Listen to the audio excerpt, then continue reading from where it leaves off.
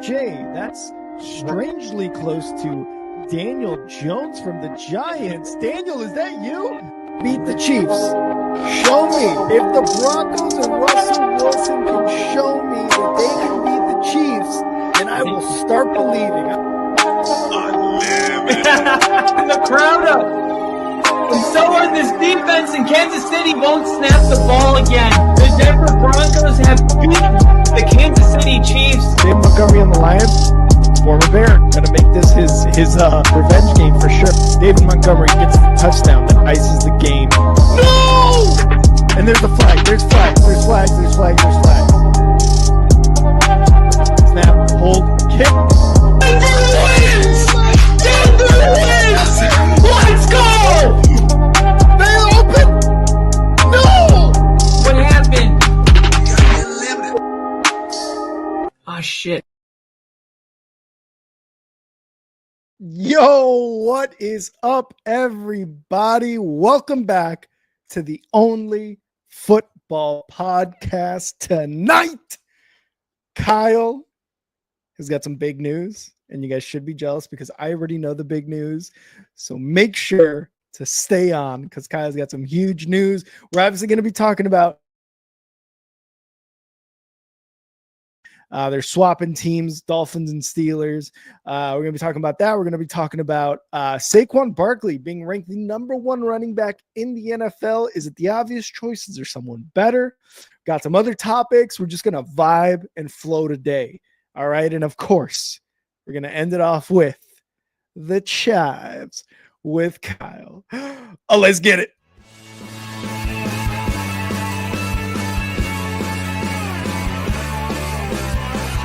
America is football. America is football. Football is America. And if you don't like it, you can kiss your candy ass on the moment in time. I'll give it 10. Oh my God. No. You love it.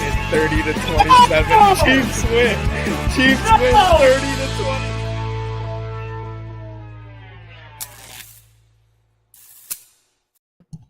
Woo! Ladies and gentlemen, welcome to the Only Football Podcast. My name is Kyle, and that's Rick. I'm Rick, that's Kyle. And during the intro, my microphone fell. So you're going to be carrying that motherfucker this whole time. I mean, we were in the pre-studio for like 45 minutes. And it was like, I'm not falling until we go live. I can't even be mad about it. How do you guys hear me? I hear you just fine. Okay, as beautifully as always.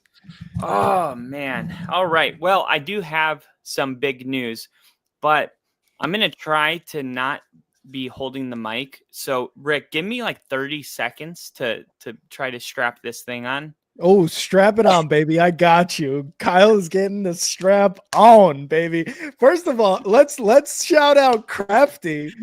Crafty, haven't seen you in a while, but also it is because we haven't been live as often as we probably should. I will say, it's not necessarily a boring off season, but this is around the time where the NFL offseason is like, okay, yeah, guys are coming out with, like I'll listen to like podcasts and they'll be like, all right, let's rate or let's rank quarterbacks. Let's rank running backs. Let's talk about all the things that are going to happen with the defense for the Steelers, which is something we're going to touch on today. But it gets a little bit slower and then it starts to ramp up during training camp, this and this and that. But all this to say, Crafty, great to have you back.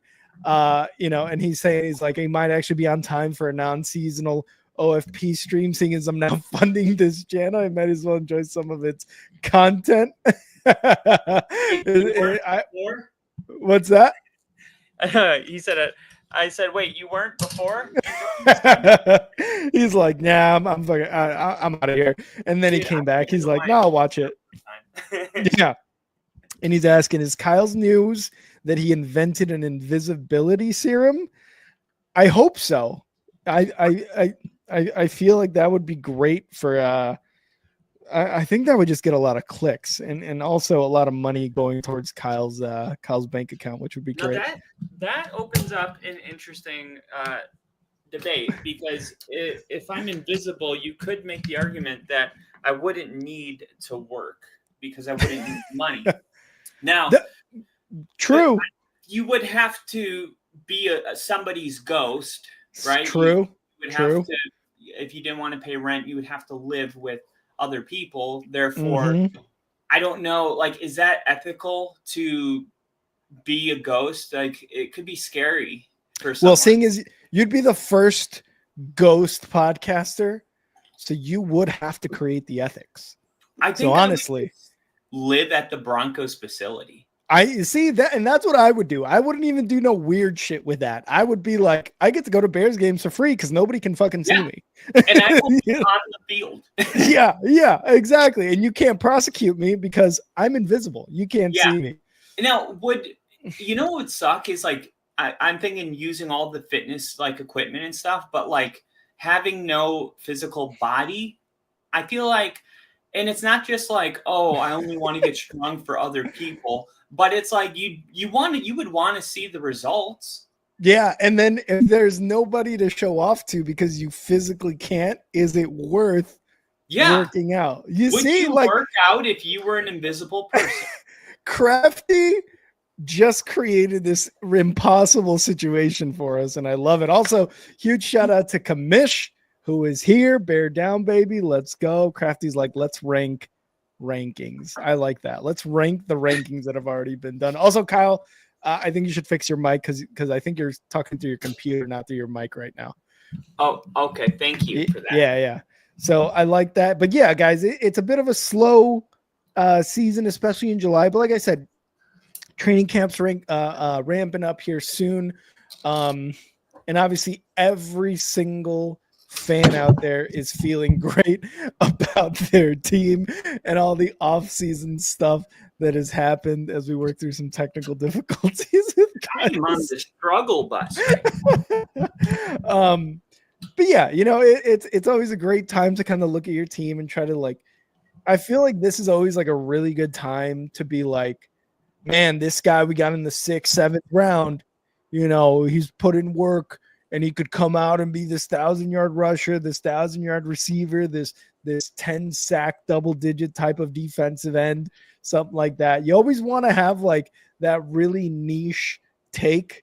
I feel like around this time, like, dude, did you see the video? Did you see it? Did you see the tape that this guy's putting out in training camp? You see what the coaches said about fucking this 7th rounder that nobody ever gave a shit about? Like, yeah, this is that time. Like, this is that very, very specific time.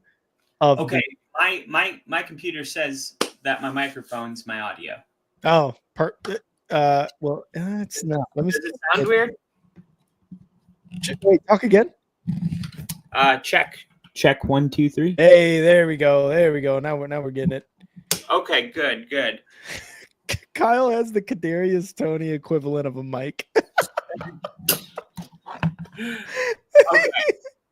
creating fouls, creating penalties. Water. My microphone is balancing on a gallon of water right now. Kyle can't talk too loud or he's going to literally shake it off that gallon of water. All right. Kyle, you sound good on my end, so let's get to it. Yeah, okay. I'm going to take your word for it. If I go back and listen to this and I don't sound awesome, I'm going to be mad. Right. It's Crafty's to blame. So, ladies and gentlemen, maybe the biggest announcement on the podcast to date. Yeah. I think. So I am here today to announce to you all, the world. Kind of wish Ginger was here. I know. I know. There's a few people here other than Crafty and Kamish, a couple other people who haven't said anything in the comments. So we're just going to have to take their word for it that they're here. I'm here to announce that coming in at 90 in the top 100, Zach Allen.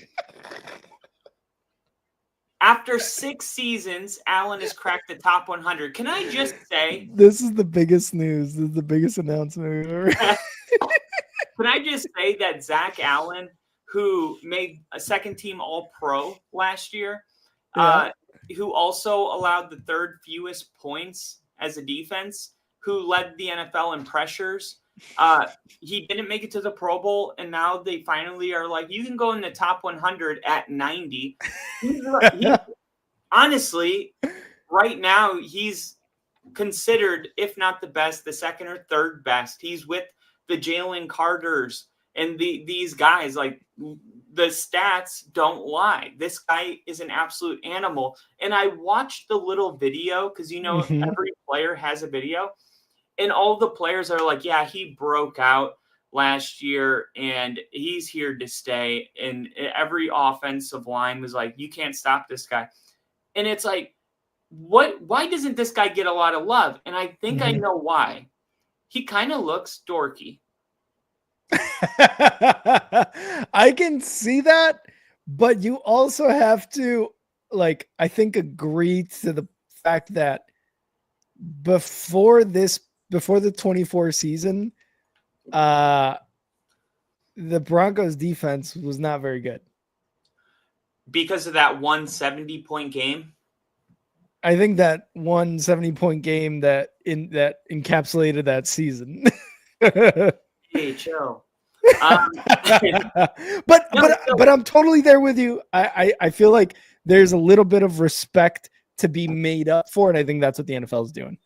Okay, so let me say this. Do you feel like the top 100, like the Pro Bowl, has a lot to do with hype? Yeah, 100%. 100%. Well, that's interesting because the top 100 players 50 is voted on.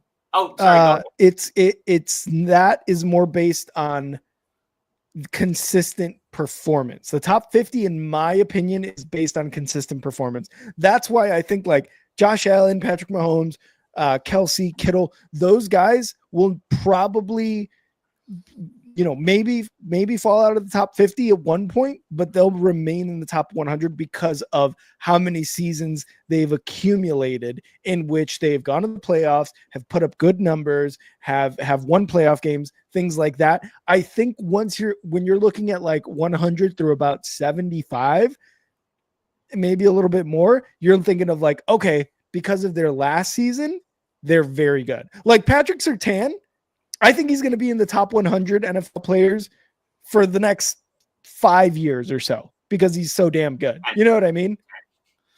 I think like, and by the way, Patrick Surtain, I predicted his rookie year after it was finished, and he was like the guy he is now. He was the same guy as rookie year. Like he hasn't gotten better. He's been this good the entire time. It's just usually it takes a couple years for you to win an award like Defensive Player of the Year as a cornerback, if ever, right? There's only been 3 in the last 30 years. So Darrelle Revis never won that award. I mean, it's not like you can just get one if you're really good. So I predicted after his rookie year, this came out and Surtain wasn't in the top 100. And I was like, okay, first of all, no. Absolutely not. Like, how? And then my second thing was he's going to make the biggest jump of any player in the top 100, and it was true. He jumped all the way up. I think he was in the 30s or the 20s, and I think that's what's going to happen with Zach Allen. Like you got Zach Allen here sniffing the top 100, coming in at 90. But he led all defensive tackles with 67 pressures, which tied for 9th among all pass rushers in the NFL. That's every pass rusher, including edges. That's insane. Allen was also particularly successful against double teams. And you're going to see that when you watch this video. But 14 of his 67 pressures were in double teamed matchups, which is likes double teams. Fifth in the NFL. So I think the guy this year that's going to make that biggest jump, I think Zach Allen's going to be in the 30s next year. I agree. And for all of you wondering, no, this is not the big news that Kyle has, but I think it was a great. I wanted to let the stream breathe for a minute in case Jinja came in next on it. I was gonna say, I think it's a great way to kind of like talk football and then sandwich it in between like the football talk and this. And now that I know that you're waiting for Jinja and like maybe a couple other people, like I like it. I like it. Well, let me do this. Let me go from 100 down to where I just was, 90. And I want you to give me I'm going to ask you a couple questions, but let me say the players first. I won't read any stuff. I'm just going to say their names. 100, Ladd McConkey, wide receiver, Chargers. Yeah. 99, Leonard Williams, Seattle Seahawks defensive line. Number 98, Aaron Jones, Vikings running back. Number 97, Drake London, Falcons wide receiver. Number 96, Levante David, linebacker, Tampa. Number 95, Josh Sweat, Cardinals, outside linebacker. Number 94, Sam Laporta, falling 14 spots, Detroit Lions, tight end. Number 93, Creed Humphrey, center, Chiefs. Number 92, Jesse Bates, free safety, Falcons. He traded last offseason from the Bengals. Yeah. Number 91, Tua Tagovailoa. 91, last year he was a lot higher. He fell 55 spots. So, Jesus. Then we get to Zach Allen at 90. So, all right. First, any one of these just jump at you like, I did not think that person. You made a noise with Aaron Jones. Yeah, I don't know. I just don't think his year last year with the Minnesota Vikings was any better than any of the seasons he's had with the Packers, but he's also 98, so I'm not like, oh, he doesn't deserve to be 98. You know what I mean? Like I felt like because he was not ranked before that, right?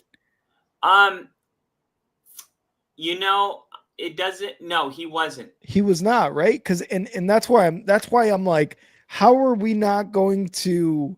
How's the NFL? Yeah, and also like, is this part of like what I was saying earlier about Zach Allen, where they're like, you know what, we actually have to respect what he did prior, so now we're putting him on this list because we failed to do so. So I think this is a good one, but I just don't. I thought his seasons with the Packers were a lot better than last year with the Vikings. Yeah, I felt like if you would have said, like, give me a ballpark, how many yards do you think Aaron Jones had last year? I would say like 700. I'm looking at it right now. Yeah, almost 1,200 yards. And I'm as a Broncos fan, I'm like, dude, I don't remember the last 1,000-yard rusher. And it is like not a given to get 1,000-yard rusher on your team, you know? And I think sometimes we do take players for granted. A great example of this is Cedric. Not Cedric. Who's the running back for the Bengals? They let go and he went to the Texans. Oh my God. Why can't I think of his name? I know exactly what you're talking about. Joe Mixon. Yeah. Yep. Joe Mixon kind of falls in this category for me. Somebody that had a lot of success, didn't really have a bad year, then left the Bengals. Aaron Jones leaves the Packers, goes to another team, has 1,200 yards. Joe Mixon, I think he led the NFL in touchdown rushes or was really close to it. These running backs that are a little bit older, getting a little bit of love. Mm-hmm. And then Ladd McConkey, I don't like it. You couldn't find somebody else at 100. I mean, I get it. Like, he had a good year, but I don't know. It's hard because I need to see the list. You know what I mean? I agree. I just think that last year, and especially in the playoffs, he had a good season for a team that was almost exclusively running the ball. He had almost 1,200 yards, 7 touchdowns, and then playoffs, he had 192 yards receiving on 9 receptions. So I know what you're saying. Like there could probably be somebody better than a rookie wide receiver at 100, but I also think like his season last year on the Chargers was a good one, and definitely like if you're a Chargers fan, I think you're like, we got our number one guy now finally. Yeah, it's like it's hard because they didn't really have a lot of other options. It's kind of similar to Aaron Jones. I mean, no other running back besides Aaron Jones even had 300 yards. It was like he was the production. So like, yeah, it's like, is that production coming from volume or is it actually just playmaking? Because if you're the only option, you're going to have good stats. Yeah, true. You know, is a necessity, really. Yeah. Yeah, and there's a lot of variables. Like my brother was just talking about his senior year. He had a camp at Wake Forest, Troy, UNF, or not, no, UCF. UCF. And okay. I was asking him, I was like, did Molly stop you from going and playing college football? Because like he went to music festival and then all of a sudden it was like he wanted to move to Miami. And he was like, no, it was my grades. He was like, I was there. Yeah. I was there when the coach was like, dude, we really like, Tyler. And then coach told him the GPA and he was like, no. And it's like, damn. But he said also it didn't help that our quarterback, DJ Gillens, who went on to be a quarterback at the University of Wisconsin, he was a good quarterback. But when he was a freshman, he was so just nervous that when he got pressure, he just threw it up to his number one. He didn't go through progressions. So if you're a number 2 wide receiver with a young quarterback, this happens at every level of football. You're kind of relying on a lot of good circumstances to have your breakout moment. If Puka Nacua would have been the number 2 receiver when Bryce Young had his rookie year, do you think he would have been who he is, like who we know him to be?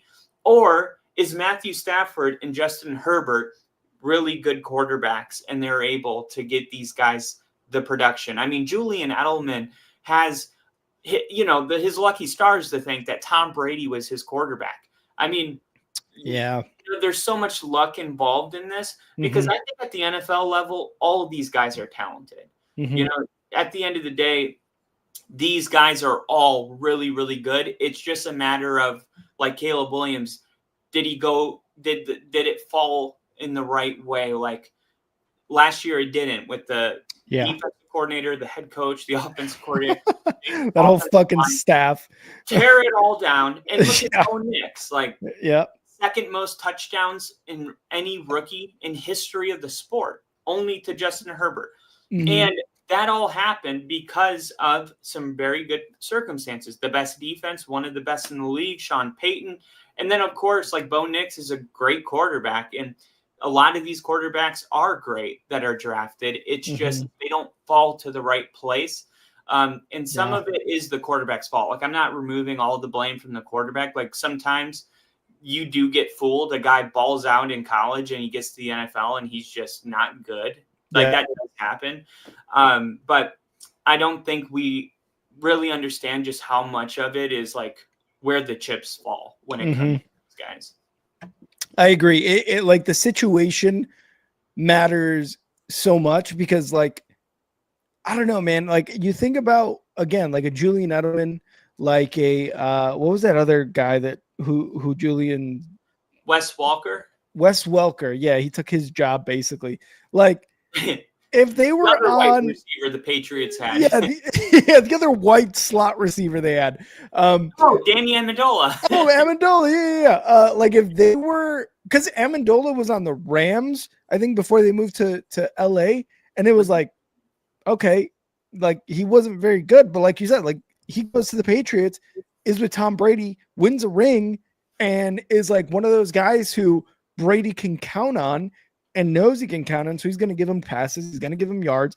It's just, it's definitely very much the situation that you go to. And I think in Ladd McConkey's case with Herbert, even though again you got oh my God, what's his name? The coach, I'm seeing his Harbaugh? face. Harbaugh, and you've got Greg Roman, who notoriously like running backs who can run the ball 1,000+ yards. Like he was still able to do all that as well as do extremely well in the one playoff game they were in. Like it's that situation because you put Ladd McConkey on the Bears. Guess who was taken well before Ladd McConkey? Rome Odunze. And while he did have great splash plays, he didn't really have the stats that Ladd McConkey had. He also didn't go to the playoffs. He didn't have a winning season. He didn't have a winning mentality in terms of the staff that was put there. You know what I mean? So it's definitely very much the situation and who is there to kind of guide you or help you along the way as well. And the best example of that too, 2013. Do you remember Eric Decker? I remember Decker. He was on the Broncos. Yeah, and him and his wife have a reality TV show. I don't know if you keep up with it or not. Oh, they did. I do remember that. I never kept up with it, but I remember it. Yeah, I don't either. So me neither. Totally not. You saw him play with Manning and sign a huge contract with the New York Jets, but no one remembers him as a Jet. No. And then he just disappeared. In that same season, Julius Thomas signed a $100 million contract with the Jags and played 2 more seasons.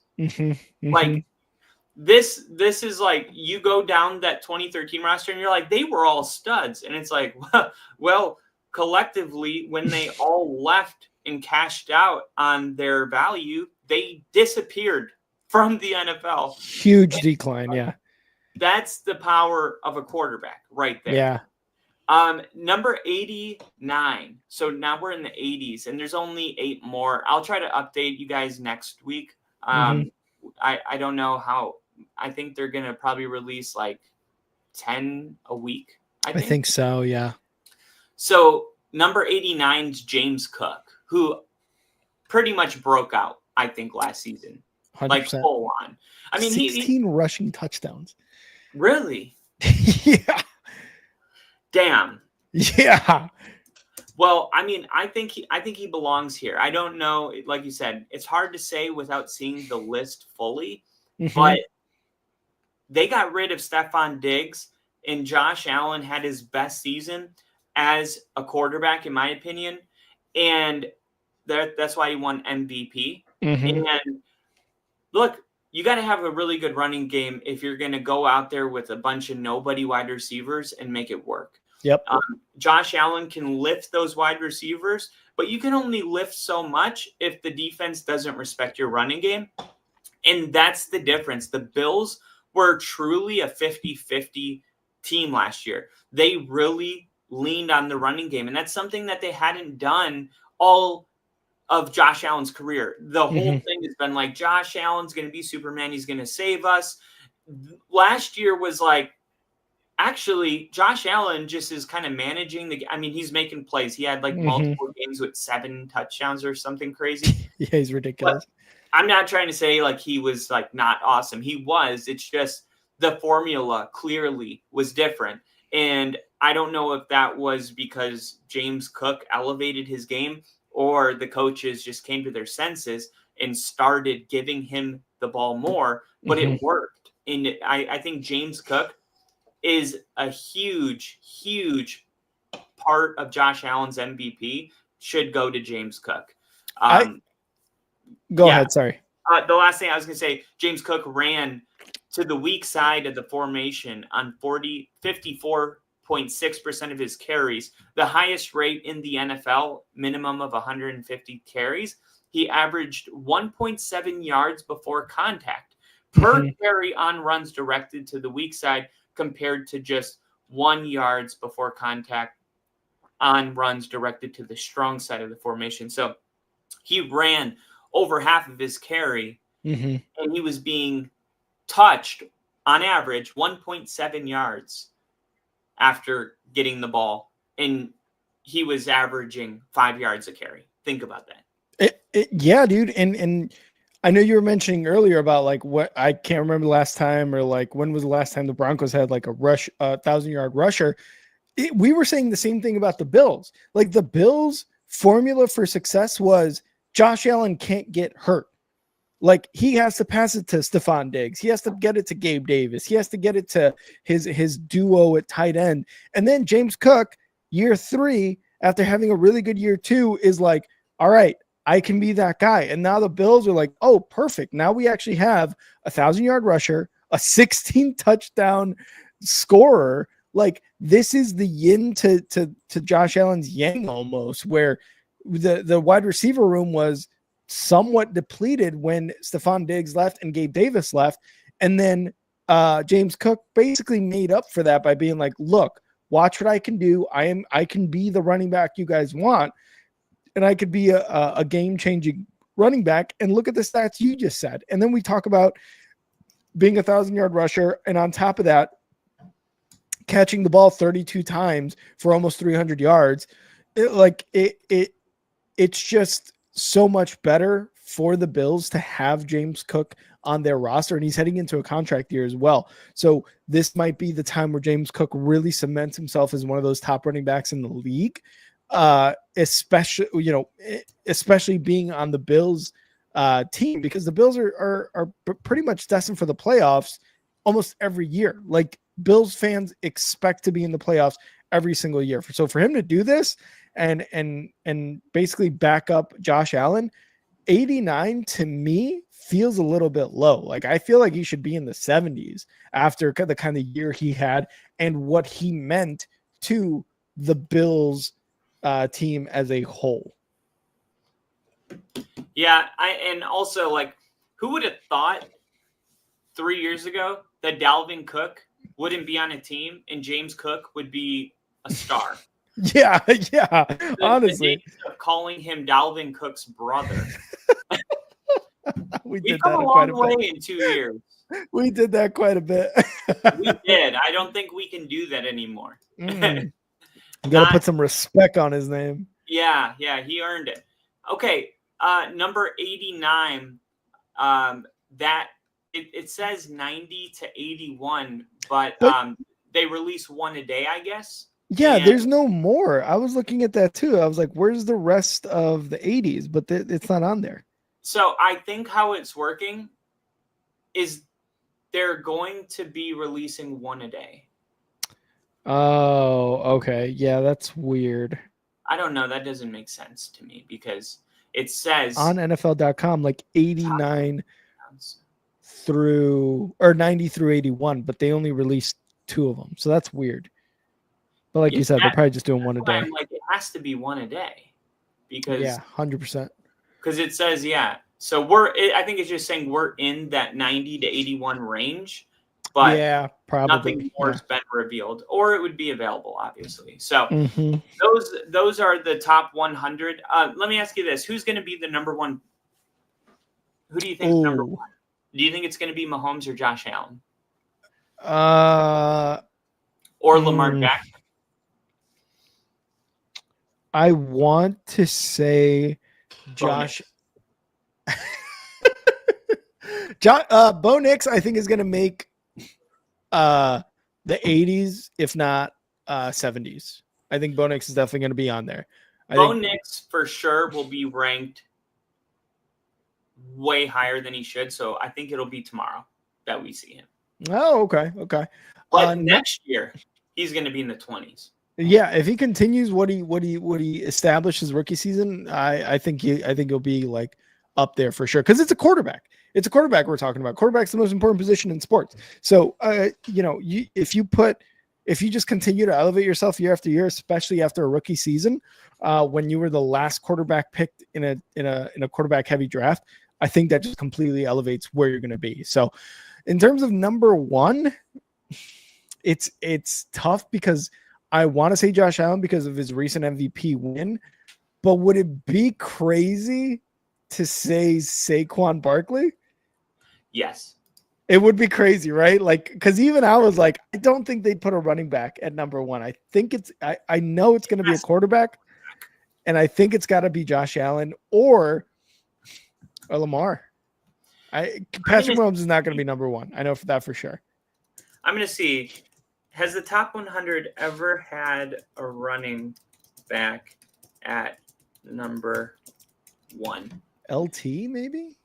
Yes, a running back has been ranked number 1. Adrian Peterson in 2012. Adrian Peterson. Yeah. And Yeah. isn't that like He the won kind of MVP. season Saquon had last year? I was gonna say, didn't he win MVP as well? Or am I making that up? Adrian Peterson, I think he did. Let me see. Adrian Peterson win RB to win MVP. 2012? Yep. But Barkley didn't win MVP. So I think Barkley's going to come in at 3. I think top 5. Mahomes is going to come in at 2. And I think Josh Allen's going to come in at 1. And I think Lamar Jackson will be at 4. You know, I think Mahomes is gonna fall at the top 5. He can't. He went to the Super Bowl. I agree. No, I agree. Like, I think he still falls out of the top 5.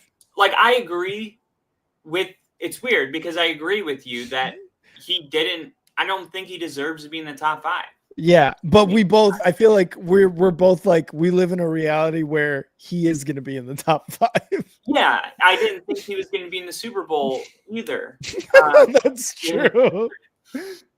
I mean, it's weird because, like, you were saying earlier how when we were talking about Bo and he falling into the perfect circumstances, we also have to say what happened first, the chicken or the egg. Like, were the circumstances appearing perfect because the player excelled? Like, oh, of course Bo Nix did a great job. He had Sean Payton and a good defense. But he also had all of his tight ends combined for less than 300 yards. That's virtually no security blanket and no running game. Running game, yeah. So it's all about what the people that are doing this voting, what they choose to focus on. And if they lean into Mahomes until he stops going to Super Bowls, we can't knock him down.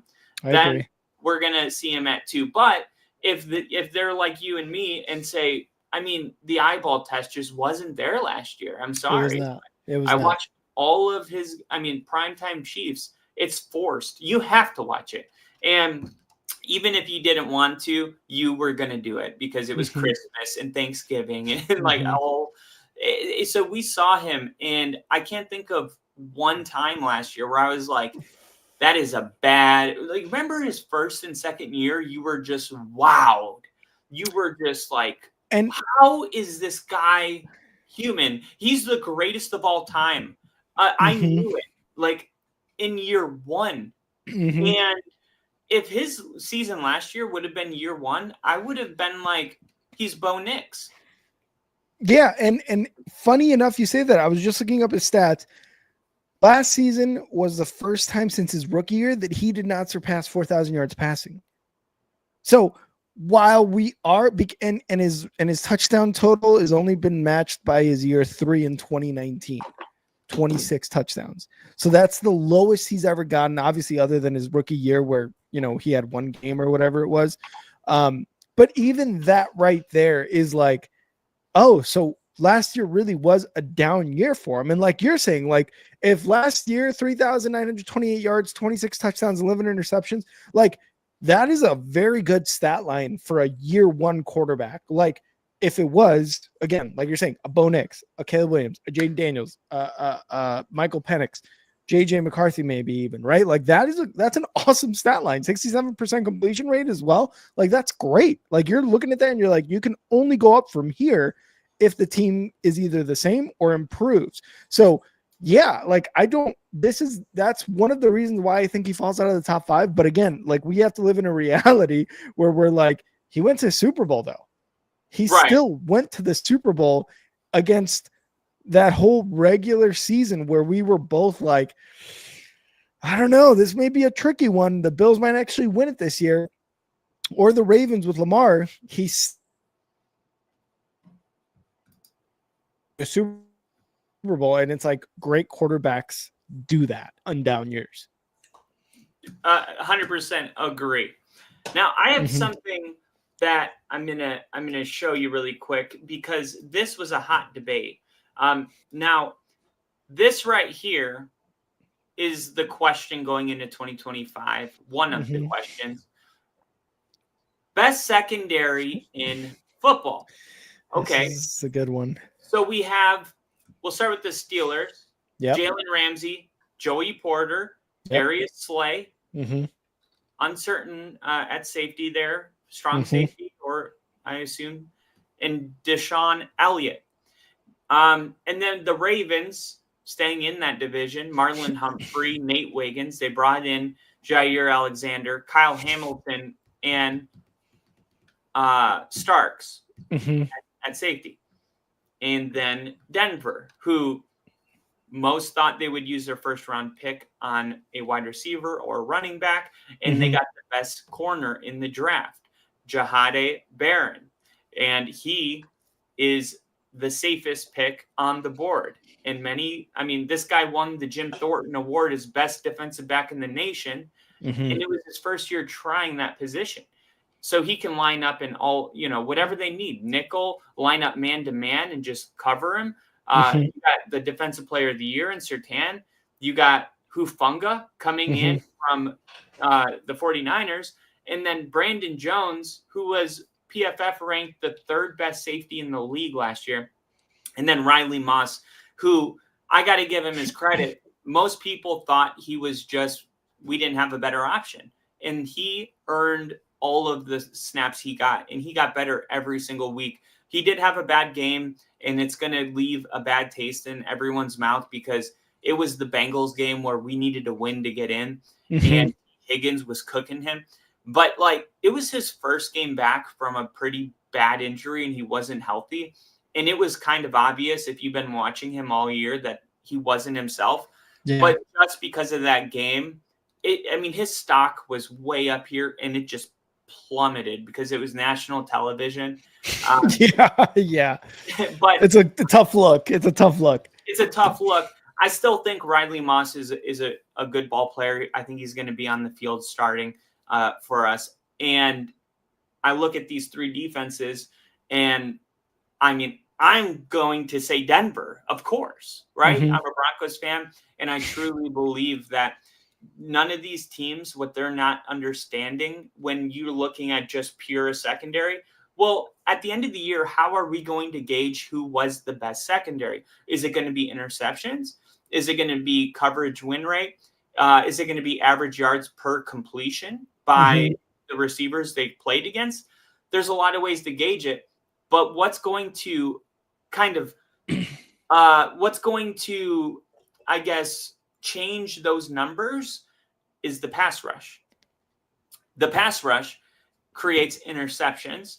The pass rush creates not enough time for receivers to get downfield. And I think with Nick Bonito, they added Dre Greenlaw. They also, with Jonathan Cooper and Zach Allen, this defensive front, when you just talk about depth, no team, that's not debatable. Denver has the most depth of any defense in the NFL, and they have a legit pass rush.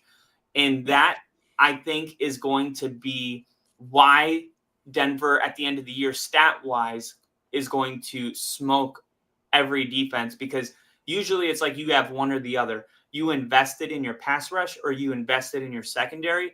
We are in a situation right now where everybody on the field is a legitimate playmaker, Pro Bowl type talent. And I think that's going to lead to Patrick Surtain getting more picks. They can't just throw it to the other side because Jahade Barron's there now. Hufanga is an insane safety. And Dre Greenlaw had the best coverage grade of all linebackers his last season healthy. If you want me to rank them based off these three, and I know I'm going to say this, but even I know this is just not possible. Taking away the pass rush, taking away the linebackers of all these teams, right? Like just strictly going off the guys listed here. Again, I know this isn't possible because you have to take all of that into account. I got to go Ravens 1, Denver 2, and Steelers 3. Steelers 3 is an obvious choice because they don't have a safety right now. Yeah, you can't have a question mark. Exactly. Like that's easily like, no, they are not the best secondary in football because who the fuck is their safety?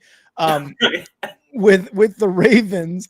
And Jalen Ramsey, it's like, we're going to get to that. And that's why this is our segue into it. Exactly. And for me, it's like the names under the Ravens: Marlon Humphrey, Nate Wiggins, Jair Alexander, Hamilton, Starks. All awesome names. Now, what I will say is when I'm comparing the Ravens and the Broncos, I have to take Jahdae Barron out, and I have to take Jair Alexander out from the Ravens. One, and for obviously different reasons. Jahdae Barron, rookie. If he won the award you're talking about for being a really outstanding quarterback in college, fuck yeah, let's go. That's great news when you're bringing him onto an already stellar Denver defense. That means he's going to be able to transition into the role somewhat flawlessly. Now with Jair Alexander, huge injury risk, like off the rip. Like last year, it was an injury risk, right? Like there's 2 seasons or 3 seasons where he played literally half the games that he could have played in. So right there off the bat, injury. Hufanga and Hamilton both have 2 seasons under their belt where they've been injured and they've missed a significant amount of time. So that's kind of like an even for me right there. Brandon Jones, I think, is the better safety over Malachi Starks. I think Kyle Hamilton above Hufanga, barely.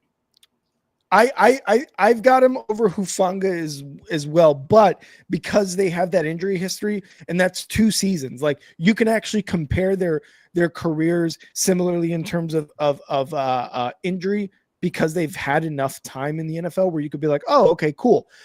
That's why I'm kind of like, all right, they're even, but I agree. I might have Hamilton above Hufanga by a margin.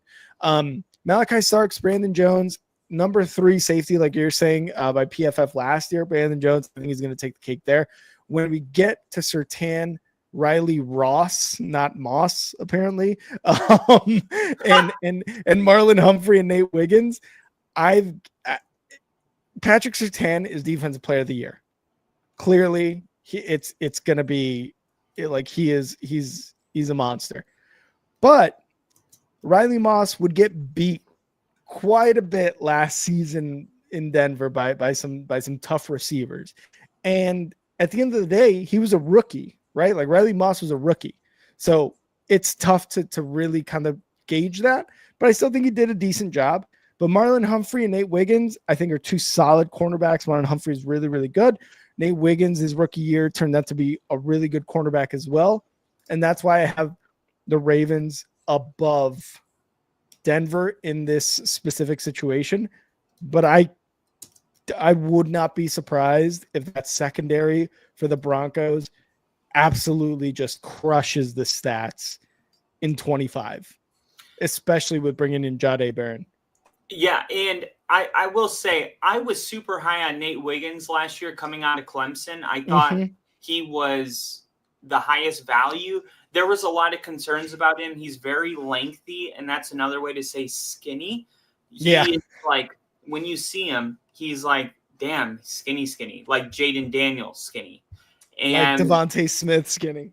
Yeah, and I think it's been 1 year. Like, why are we already like putting him on this list? Like, this is an all-star. It's like, it's kind of like he's like he's in the party by association. I still feel like he needs to earn his stripes to fully be. And I think the same with Riley Moss. Like Riley Moss, like those other guys outside of Riley Moss are all those are all Pro Bowlers, period. And to have them all is incredible. And to think like if Riley and Nate Wiggins take another step, you could say the same thing. I don't know that much about Starks, to be honest. Like I've heard his name and like being mentioned in like in the good category, like good to very good category.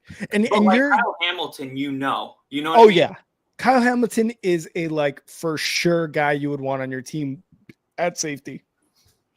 And then, the Steelers and Jalen Ramsey. I think with the Jalen Ramsey thing, this was kind of the ripple effect because Jalen Ramsey, the biggest blockbuster trade of this offseason, it was the Jalen Ramsey trade. And there was a lot of things that were included. You had draft picks. You had Jonnu Smith, who we were just talking about how good of a tight end he was last year. Now and the Steelers need a tight end. Yes, they do. And now Jonnu Smith's gone, which I think makes sense because it might have been time to pay him if he had another good season. And the Dolphins are like, we don't have money for that. And they're trying to cut ties with all of their overpriced assets. And this is really a brand new era because what it was when Tua really first got there and he had his confidence absolutely on the floor because of Brian Flores. He was telling him that, you were a terrible quarterback, that he shouldn't have been drafted. I don't remember the words, but he was basically like, you're a terrible. He made it personal. It was like, you're a bad person. I don't like you. Yeah. And so Mike McDaniel kind of comes in and he's like, man, that's not cool. Like I'm your friend. Like I'm gonna bring you back to where you are. I think you're the best in the league, and really just built his confidence. Simultaneously built the roster, brought in Tyreek Hill, brought in Jalen Ramsey, spent all of this money surrounding Tua with an all-star cast, the drafting Devon Achane, the bringing in all of these just playmakers, using a top 4 pick on their other wide receiver out of Alabama. I can't think of his name either. Yeah. Oh my God, this is crazy. Come on. What's his name? We're talking about the receiver that who drafted again? Sorry. The Dolphins' number 4 overall pick. Fucking Waddle. Jalen Waddle. Yeah. It's we don't do names here. Yeah, you bring in Jalen Waddle and Tyreek Hill on the same field. It's ridiculous that the offense that they put together. And then Tua had a good year, and his confidence was at an all-time high. And then the offseason went around. Dolphins had another good season. The offseason comes around, and they have to either pay Tua or let him walk. And the Dolphins decided, hey, not everybody gets a Mahomes, but do we think that this guy can get us a Super Bowl? Yes. I think that he can get us to a Super Bowl, and they decided to pay Tua. And now Jalen Ramsey's got to go, right? Tyreek Hill, he's got to go. These guys have to go. And now the question is not can Tua take an all-star cast to the promised land. It's can Tua lift up mediocre players around him and be the guy, because that's really what it is. I mean, Bo Nix, Caleb Williams, Jaden Daniels. Look at the moves Jaden Daniels the Commanders made. They brought in the wide receiver from the 49ers, Debo. No, not Debo. The other wide receiver from the 49ers. They have They have extra money when quarterbacks are in. What was his name? What's his name? Oh my God, what is his name? I'm gonna put in 49ers wide receivers. Now he's a Commanders wide receiver.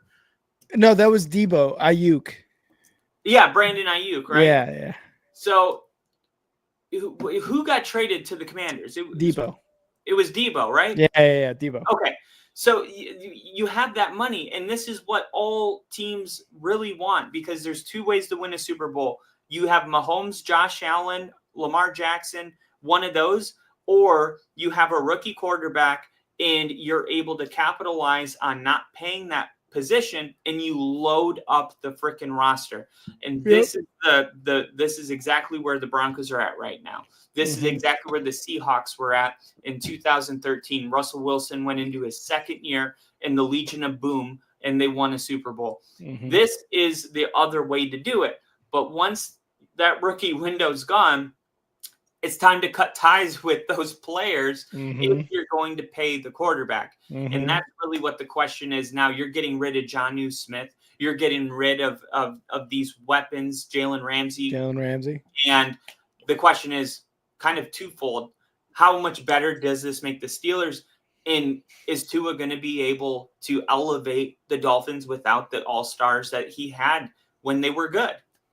So the Steelers, when this trade happened and they got rid of Minkah Fitzpatrick and they brought in Jalen Ramsey, I thought the Steelers got a little bit worse by getting rid of Minkah Fitzpatrick in terms of the safety position, because they have Joey Porter and they were able to bring in Darius Slay. I thought they were much better off keeping Minkah Fitzpatrick, because Jalen Ramsey, I don't know, he's a little bit on the older side. I don't think he's going to be this guy that, like, I don't know, has this reemergence type of year with the Steelers, because the Steelers got to worry about TJ Watt as well now. There's a whole contract situation going on with him. So when we were just discussing the secondary situation, right, and you were like, taking into account the whole pass rush, getting to the quarterback, causing that mayhem in the pocket, like, will the Steelers have to worry about that?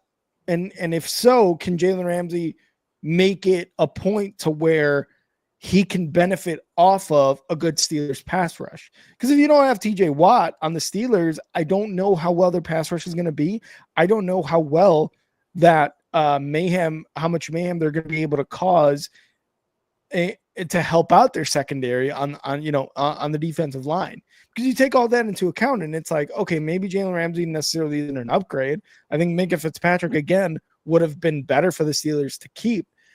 I don't know. I'd have to talk to some like Steelers fans to see what they think. But personally, looking at this from just an objective standpoint, I don't think the Steelers defense necessarily got any better by trading away Fitzpatrick and bringing in Jalen Ramsey. Now, going over to the Dolphins side, I think it's a very interesting point you make up, where Tyreek Hill is clearly at the end of the year was like, I don't know, I got to figure this out. And now he's like, I want to be a Dolphin and we want to talk about contract extensions, blah, blah, blah, blah, blah.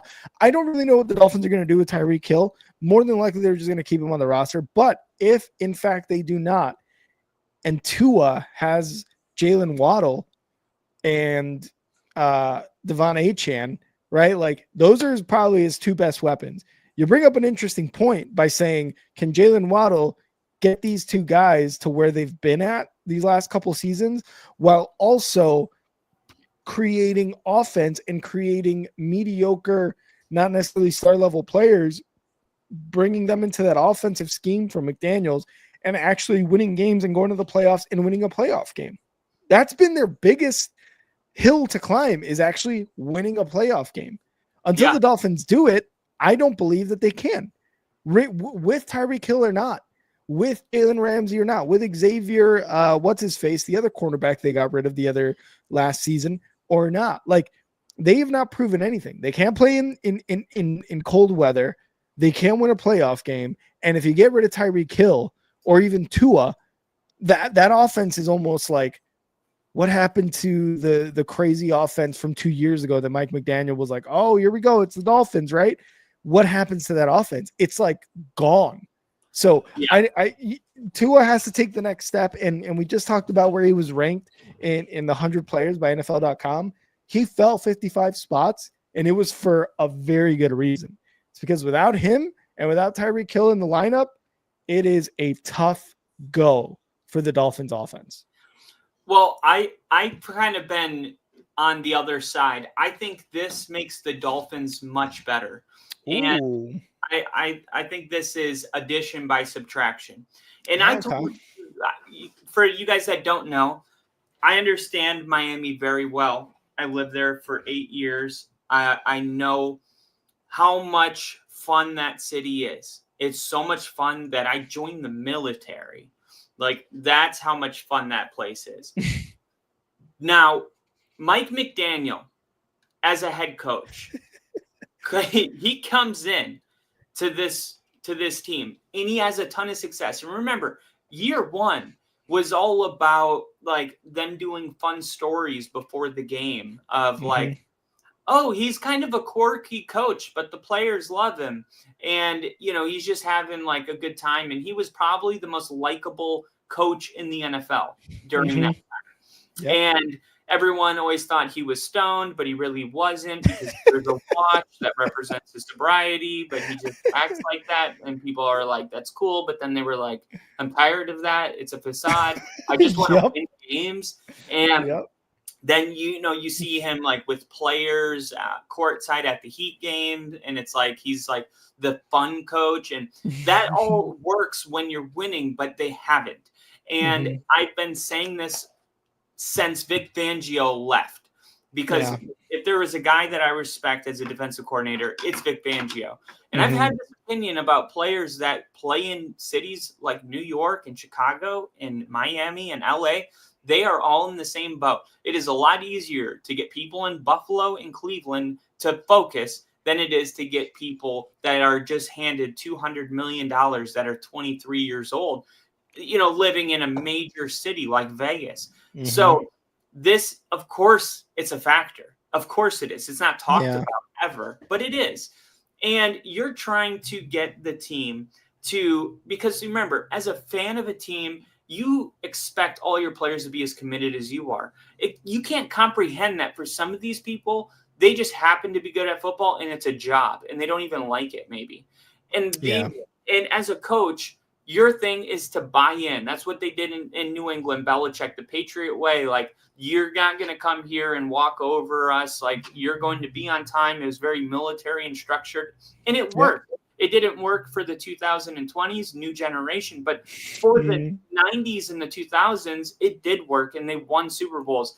Now, Mike McDaniel has gone from cool to really like, dude, if you don't win this year, you're out. It's a tired act. Yeah, it's to that point. And I think Mike McDaniel knows that. And this is kind of like the teacher that comes in and it's like a substitute teacher, but he's going to be there for a month, right? And the first week, it's like, I want them to like me, and that's all that really matters. And then all of a sudden, it starts to backfire on you. And then you find out from your principal, like, hey, if you don't get these guys in line, like, we're going to let you go. And then it's no more Mr. Nice Guy. Like, all of that shit, I'm glad we can be friends, but you guys took advantage of it. You took it too far. Like, you're out too late. You're not coming to work on time. We're not winning games. Like, what are we even doing here? Do we even care about this? And this is why I say this trade is so huge, because this was reported from the Sun Sentinel, thank you, which reported that Miami was fed up with Jalen Ramsey. And these are the ugly details that surfaced right after he was traded. It did not end well for Jalen Ramsey and the Dolphins. They traded him to the Steelers last week because he became disruptive with the team. He was hurting the culture. Remember that. The franchise was trying to build a culture, and Jalen was hurting it. Ramsey was on a regular late to practices and would constantly undermine former defensive coordinator Vic Fangio and head coach Mike McDaniel. And apparently his attitude spread to other members of the team, causing countless problems last season.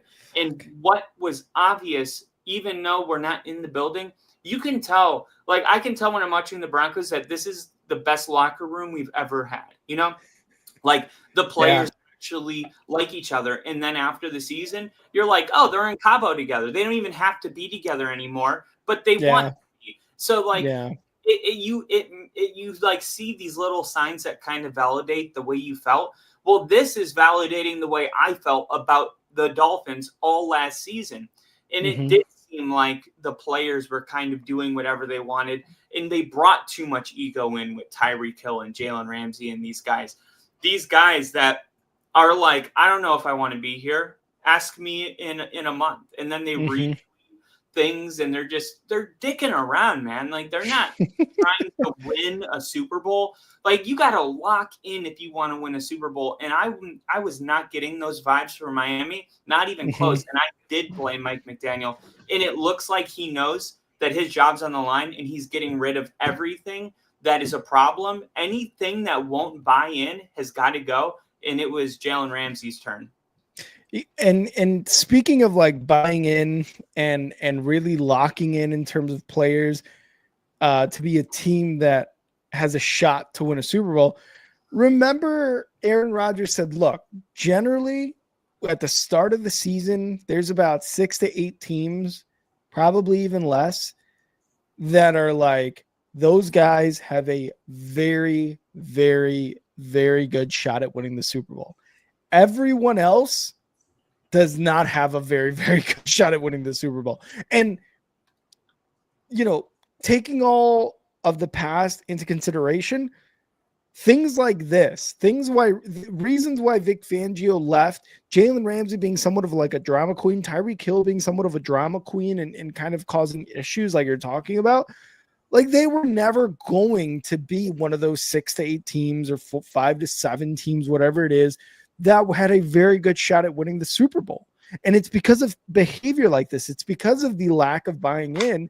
And when you're a coach like Mike McDaniel, exactly how you said, I'm going to get rid of the people who are not buying in and the people who are just like kind of moseying along here in Miami because of all the distractions. It's tough to do that. And because maybe some of them were like fan favorites. Like I'm sure losing Tyreek Hill is going to be like, wow, what a blow to the offense. But if he's not buying in, what the hell's the point? Why do I need a person who is not buying into winning a Super Bowl at the end of the day, or even with me just in general with a team? Why would I still want them on here? And I do like what you said at the very beginning. Like this is an addition by subtraction because of the type of attitude that Jalen Ramsey was bringing in. I was simply looking at like, I guess the player in terms of value, age, all that stuff. But yeah, it makes it very intriguing in terms of the addition by subtraction. And I think Minkah Fitzpatrick on the Dolphins is going to be very good. I still, regardless of what his status is with the Dolphins, I don't know if Mike McDaniel and Tua Tagovailoa are going to be able to be those teams considered to have a very good shot at winning a Super Bowl. I just think there's too much talent elsewhere where the buy-in is so much more significant than it is in Miami right now. And it goes to show that like, it's simply not just talent that's going to win it. It is buying in. It is being consistent. It is, like you said, hanging out with your teammates and liking them in the off season. You know, I've heard basketball players say, look, man, we don't fucking hang out after the game. We don't do this. And it's like, well, is it just you or is it all the NBA? And you're just saying that. You know what I mean? Like, I think it might just be you. And I think this might be one of those situations in Miami where it really is just them, where they're not bought in and they're not going to win a Super Bowl. Yeah. And I want to kind of go. There goes the mic. No, the mic's fine. Thank you. Okay. That was the fan. So there's another player, and I'm not going to say that he's a problem because I feel like that would be, the thing is you can be kind of a problem as long as your production's through the roof. But as soon as it dips, Stephon Diggs, Jalen Ramsey, you're gone. Exactly. One of these players that comes to mind right now, not a problem right now, but Micah Parsons, right? He's up he's up for a new contract. And like, I think he's somebody, I'm torn, right? And I'm hoping you can lead me somewhere because on one hand, I feel like he's somebody you want to pay. He's a Von Miller type talent. Mm-hmm. And you just don't get rid of those type of players when you have them. Yep. On the other hand, it's like, we know that paying, he's going to want a record-breaking money. So we got to like first establish what this is. Okay. Yeah. Paying one player that much money when your team, week 13 was 5-7. I just don't know if this is the right move. I mean, They paid Dak. They paid Lamb. Are you pretty much saying like Dak, Lamb, and Parsons can get you to a Super Bowl? Because if that's the case, why hasn't it happened yet? And this is where they're at right now. Parsons wants to get paid. And I said week 13 in the 5-7 thing specifically because there was a clip I saw where there was the Cowboys were losing 20-27. Micah Parsons was on the bench like, come on, man. He was super upset. Clock's ticking with a minute left. And as soon as it got to like 15, he started walking off the field. And they were like, Parsons left the field before time expired. And it's like, shut up. No, he literally walked off as it expired. Don't make it seem like he headed to the locker room with 2 minutes left. You know what I mean? Yeah. But I would have just thrown that away altogether because of how dumb it was. Besides the fact that he cared so much and they were 5-7. That's why I want to talk about it, because that tells me that this is a player that does care about winning, which ultimately is my like biggest thing is, do these guys care? And Parsons, countless times, man. I mean, last year would have been a great week 13. Like the Cowboys were eliminated from the playoffs and they had Cooper Rush throwing the football. That would have been a great time to just go in cruise control as mentally cruise control and just go out there, do your best. And, we're probably going to lose most of our, but no, not this guy. Yeah. And I like that about him. I really do. I just don't know for the Cowboys as a franchise. It seems like if they let him walk, they're doing the wrong thing. And it seems like if they pay him, they're doing the wrong thing. So this is a tough one because it's very much similar to Max Crosby and Myles Garrett and Micah Parsons, all, by the way, whose names start with M. I think this is just an M name type of thing. Eminem, yeah. Because what happens with these three guys, right? If I asked you, who's got the better chance to win a Super Bowl between Mike Parsons, Myles Garrett, and Max Crosby on their teams respectively right now, I think I would say Parsons as well. Because at the end of the day, and we saw it with Myles Garrett, and we've seen it time and time again, one of the ones that comes up is Julius Peppers with the Bears. The scheme that the defense was playing with the Bears at the time did not fit Julius Peppers. And what did the Bears do? We're going to give you a stupid amount of money. And he's like, yes, absolutely, I will play for you. That's what happened with Myles Garrett. What did Myles Garrett say? We talked about it on this podcast. The road was never to go from Cleveland to Canton, right? I want to win a Super Bowl. I want to be in a winning team. Guess what takes all of that away? Record-breaking money. Now, I know you're saying like, hey, if they pay Parsons, I also think that's the wrong move. But I think you, in what you just said, kind of proved to yourself that that's actually the right move. Because if at 5-7, Micah Parsons gives a shit that much about trying to win a game at 5-7 or whatever losing record it was that they had, I think you pay the guy. Because regardless, is he going to want to win? Yes. Is he going to take record-breaking money in lieu of winning? 100%. That is what it comes down to at the end of the day for these guys, because they have a finite amount of time to make a shit ton of money. Generational wealth is what we're talking about. The thing is, why I asked that question about which of these three guys you think has the best chance, it's always been Micah Parsons. One, because he's younger. Two, because he's on the Cowboys, who have made the playoffs somewhat consistently over the last decade or so. Whereas the Browns had an outstanding season 2 years ago, and we're like, oh my God, we're gonna go into the playoffs with Joe Flacco. This is gonna be awesome. And then he proved it was cool. And then they met the Texans, right? Whereas Max Crosby, he's gonna be, but at least he's playing like he gives a shit, and it shows that he cares. With Micah Parsons, he's got the best chance. Does he want to win? Yes, but he's going to take that record-breaking money, and I do think the Cowboys should pay him because that is a very, very good move for them. Yes, his rookie contract's over. They're going to have to pay out the ass, probably record-breaking money, more than Myles Garrett, but they still have the brand, and they've still got some names on there that give them a much better chance than the rest of those teams. I think if the Dallas Cowboys really, really like, I don't know, did things the smart way and not hiring Brian Schottenheimer as their next head coach, I think they would be up there and like they don't have the best chance to win the Super Bowl because you still got to worry about the Eagles and the Commanders and the Lions and this and that.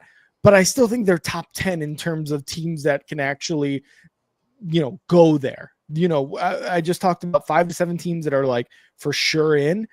I think Dallas is outside of that, but not nowhere near where the, let's say, the Panthers or the Giants are. They're not in that same level. They are well above that because they've got Dak Prescott, they've got CeeDee Lamb, they've got Micah Parsons. They've got a much better shot at that.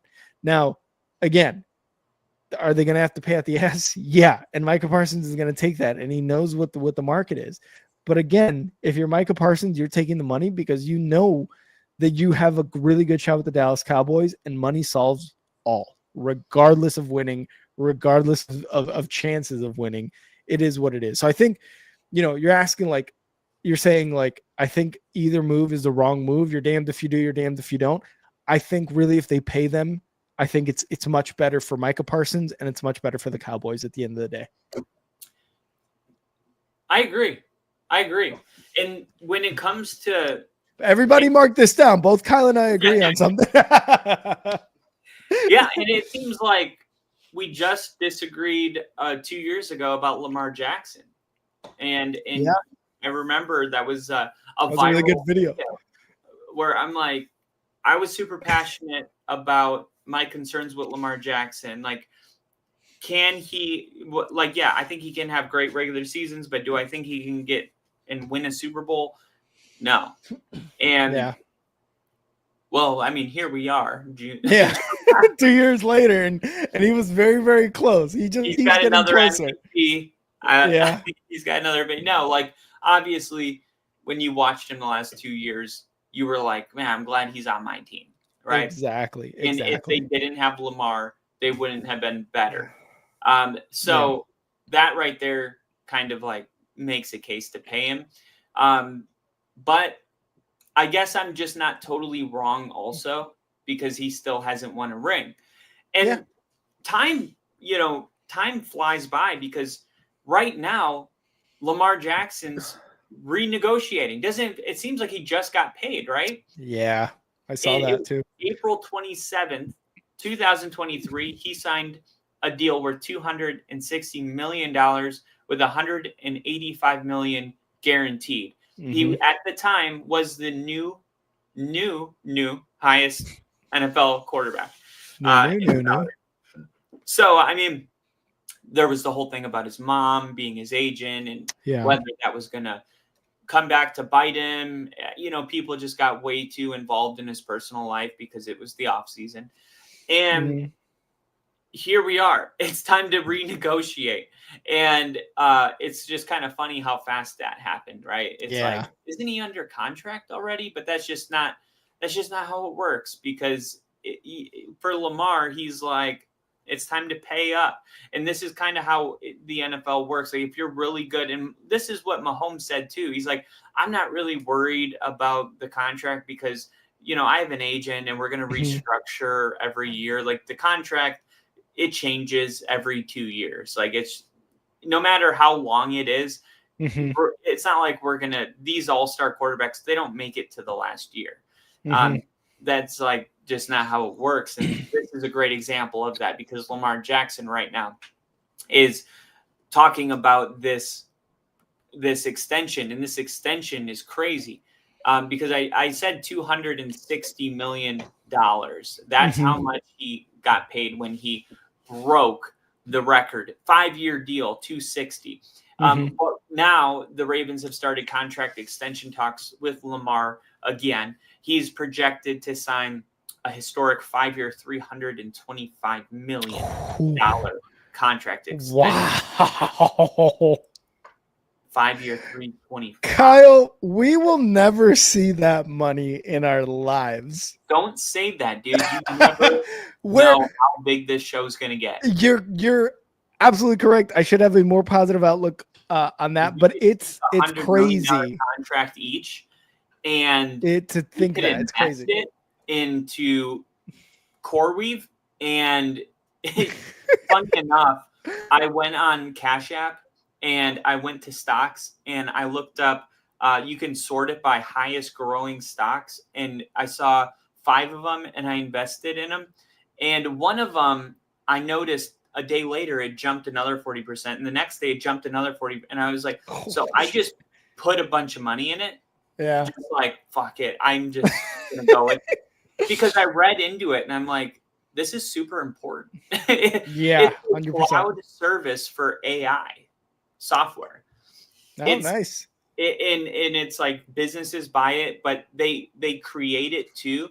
Anyway, it went from $30 to $185 a share in my a God. month and a half, 2 months. It was like to the moon. That could happen to us when we get our contract. We could invest in something. And I was so mad. I was like, dude, that means if I put $100,000 in it, I would have gotten like $1 million back. I was like, no wonder rich people are. Yeah, I'm like, if you're Lamar Jackson, you could put in $1 million into something like that, and your returns are like $100 million, whatever it may be. $1 billion. I mean, it's crazy. Maybe not $1 billion, because $1 billion's 100 million. $1 million millions is $1 billion. I believe no. I believe you're correct, because have you ever seen the videos where they $1 million where they say, hey, this pile of rice is $1 million and this pile of rice is $1 billion, and it is significantly larger than the $1 million, and you're just like, I couldn't fathom it at first, but now I can because of these piles of dry rice. Yeah, the best way I ever heard it was 1 million seconds is equivalent to 11.6 days. 1 billion seconds is 31.7 years. Oh my, yeah, that's a good one too.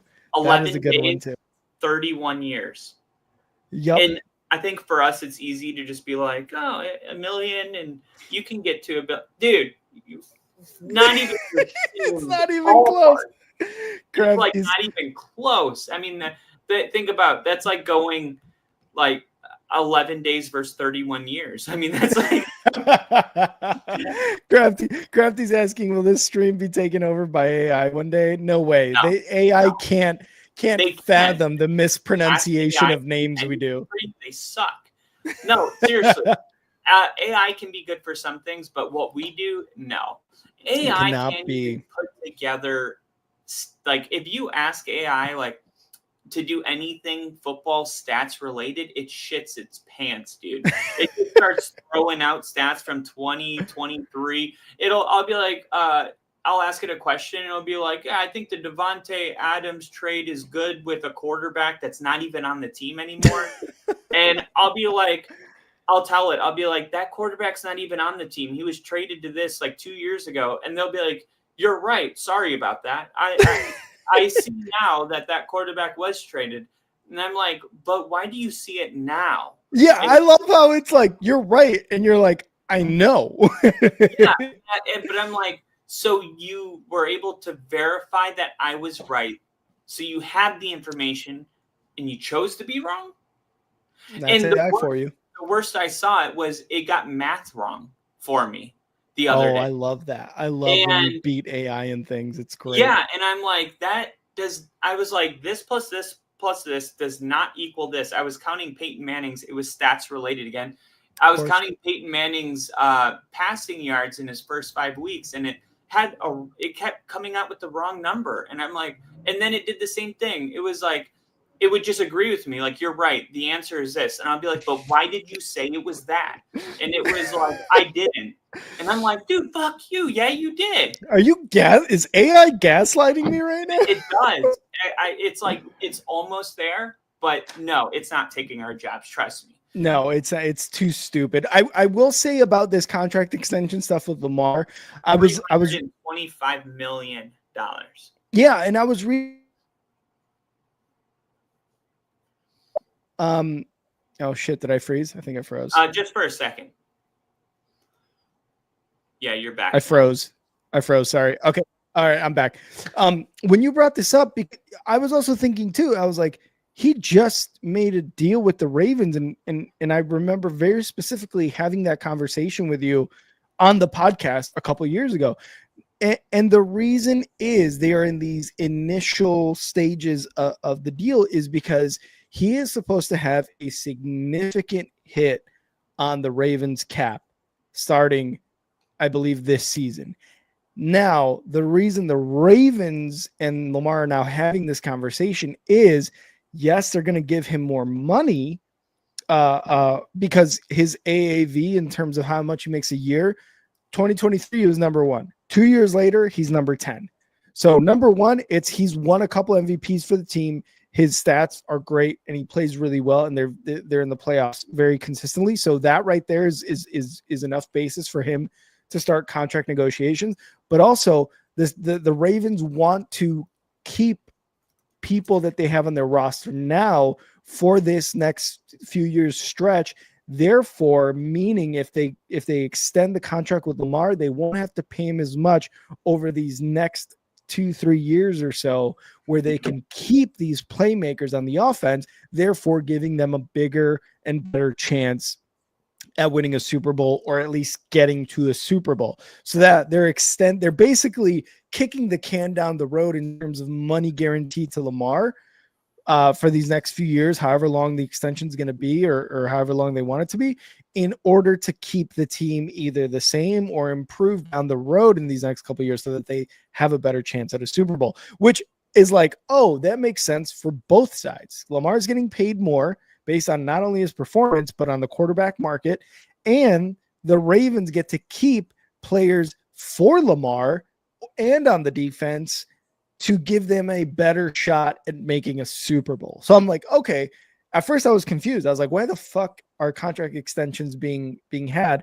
But now lining everything up, it makes much more sense. Now I'm going to ask you, do you think that Lamar Jackson deserves additional compensation due to the NFL collusion? I'm not sure if we talked about this here. We should. I did not. I did not think about that. No. The NFL encouraged teams to limit fully guaranteed contracts. The NFL encouraged it. So in March 2022, I'm going to give you the details really quick. And I want to give everyone, because this was a major story in the NFL. March 2022, following the Cleveland Browns' unprecedented, fully guaranteed $230 million contract with Deshaun Watson. Wow, that was a good one, right?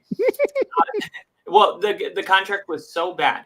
The NFL Management Council, with the approval of Commissioner Roger Goodell, encouraged all 32 teams to reduce guarantees in veteran contracts during annual owners' meeting. This was explicitly documented in a 61-page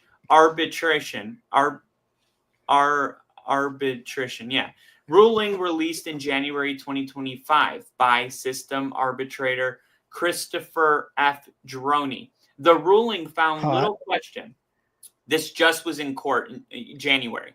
The ruling found little question that the NFL sought to curb the trend of fully guaranteed contracts, citing emails, presentation slides, and communications from the league officials, including Goodell, expressing concerns over rising guaranteed compensation.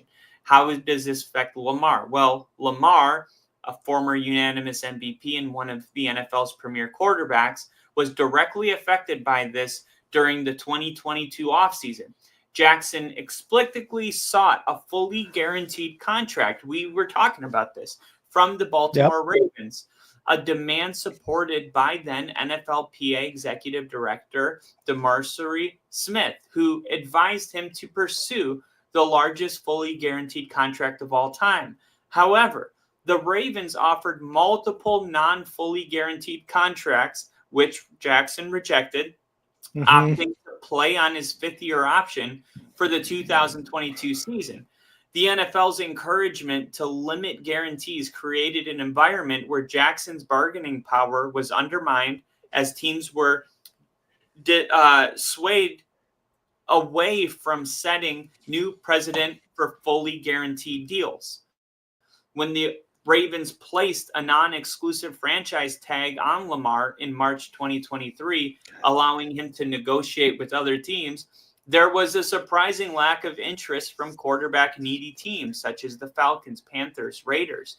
The lack of engagement is highly unusual for a player of Jackson's caliber, a 26-year-old former MVP with a proven track record of success.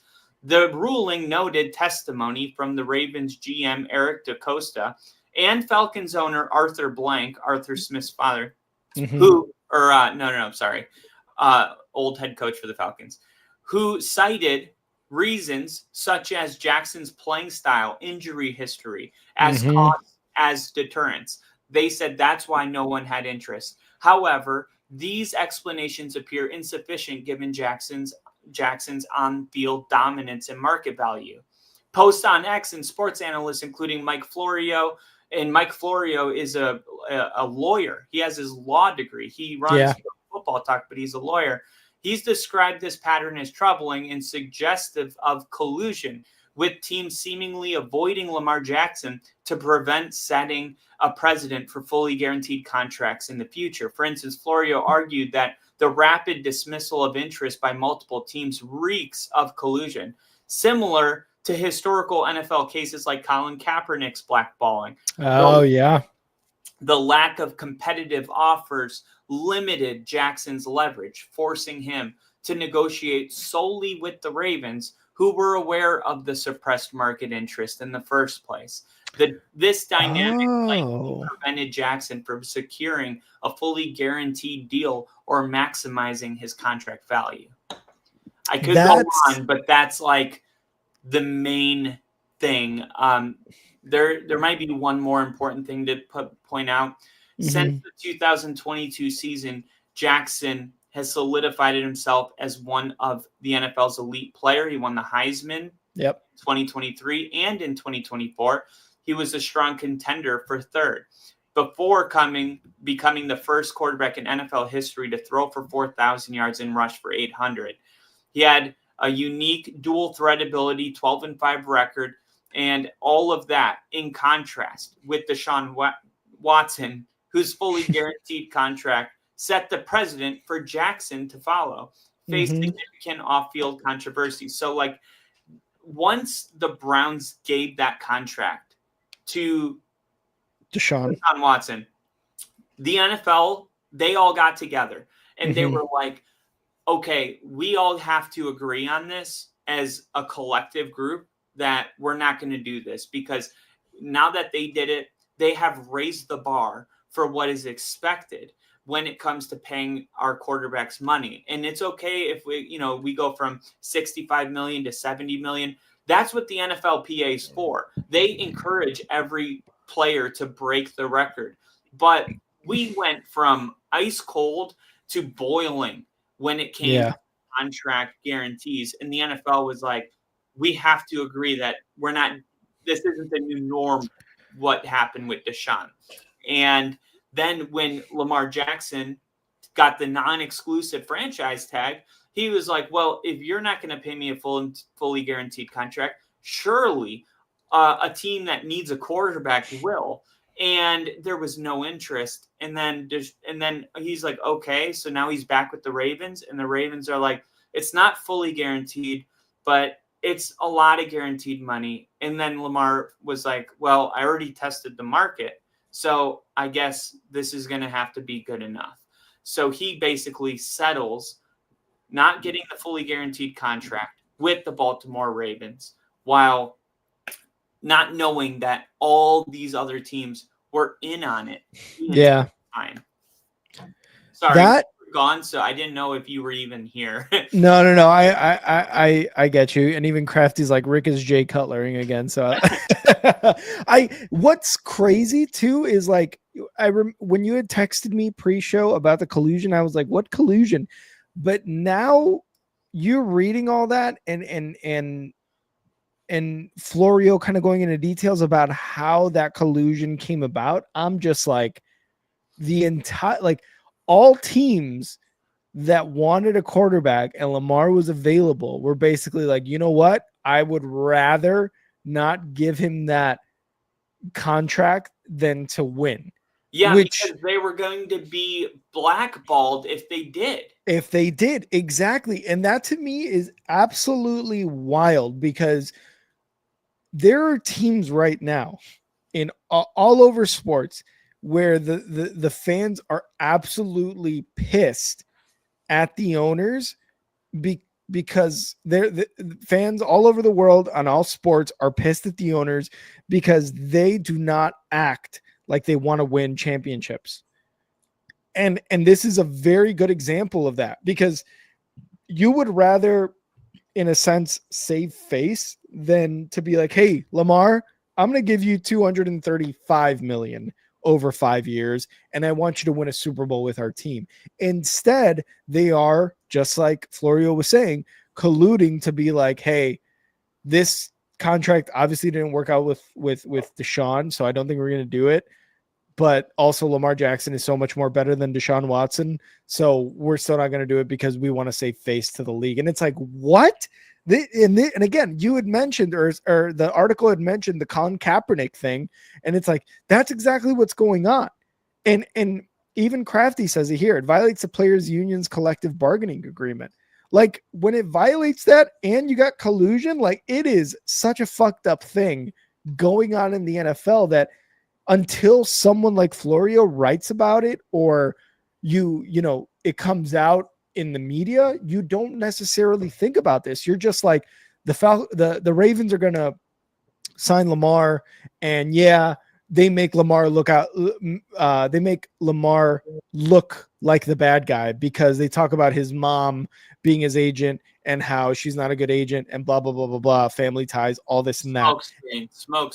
Smoke screen. Exactly. And then you get this finally a few years later or whenever it was. And now you can kind of see everything for what it actually is. And at the end of the day, like you said, it is collusion. All these teams were like, okay, we don't want to do this because you don't want to do this and because it'd be kind of bad business for all of us. But it's like, where is the competition? Where is the wanting to win games? Like this is kind of bullshit to finally come to light after so many years. Yeah. And, you know, just for, I guess, reference, this is a huge deal because it hasn't happened since 1980.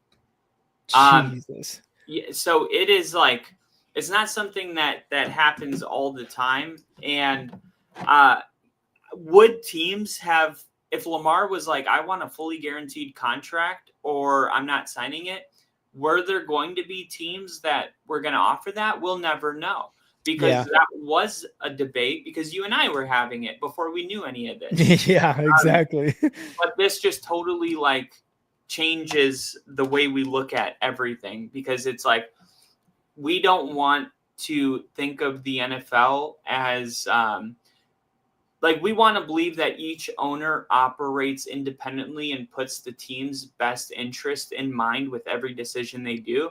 Yep. And I do believe that there are teams that do that. I feel that way about my owner. I hope you guys feel that way about your owners. But unfortunately, it seems like there is a good old boys club in the NFL. And there were a couple teams that needed a quarterback that are in that club. Or maybe they're not in the club, but that club has a lot of power. And sometimes that type of power, you just don't really understand. Like it's easy for us to be like, you had no backbone. You could have done the right thing. And I still do believe that, but I just also don't know what does that power really look like? You know, what can they do to you? And this kind of goes back to, I want to say at least 2 years ago, if not at least a year ago, where Grossi was talking about the failures in which Bears ownership was making in terms of hiring coaches, where it was, and GMs, where it was like, it's like you said, a good old boys type of club where George McCaskey is going to other owners, like the Saints owner, for example. Hey, you know, I know you, I noticed you have an assistant GM, Ryan, oh my God, what was his name? Ryan Pace. You know, how's he doing? Oh man, he would be a good GM, blah, blah, blah, blah. And those are the conversations that are so like off the cuff that get people hired. Hey, what about Nagy? Talking to the Chiefs ownership and this and that. And it's like a good old boys club where it's like, we're going to help each other out because we are in this very exclusive 32 person club of owning an NFL team and being in the NFL, the biggest revenue maker in terms of sports that there can be in the world. You know what I mean? And it's like, it's infuriating because just this past season, when the Bears were playing Detroit for the second time, and you heard all those sell the team chants, and it's frustration coming from the fan base because we don't think our owner wants to win. And instead, what they want to do is they want to be boys with Jerry Jones, with all the other owners of the NFL teams by asking them and by talking about this and talking about that and bringing in guys that they know and that they like and blah, blah, blah, blah, blah. And it's infuriating because then the collusion stuff starts to come out and you're like, oh, you don't want to win. You just want to make as much money as possible. And it sucks. And it really, really does suck because at the end of the day, who suffers? Not the owners, not even the players, maybe the players to an extent, but I think the fans at the end of the day are the ones who suffer the most because they're the ones who are pumping revenue into these NFL teams that pays the players and that pays the owners, but they ultimately don't care what the fans want. It is, how can I make the most money? And that is a very, very negative outlook on the NFL for me. But sometimes after you have a season like the Bears did last year, or you have seasons like the Raiders have had, or other teams, and you just don't believe in the owner anymore. The Giants, another team being one of those, and you kind of lose hope. But eventually, hopefully, things start to come around until you hear stories like this.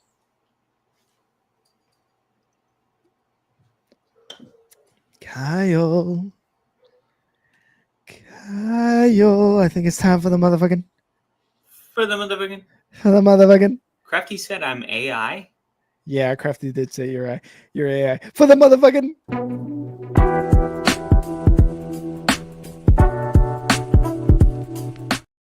Crafty said I'm AI.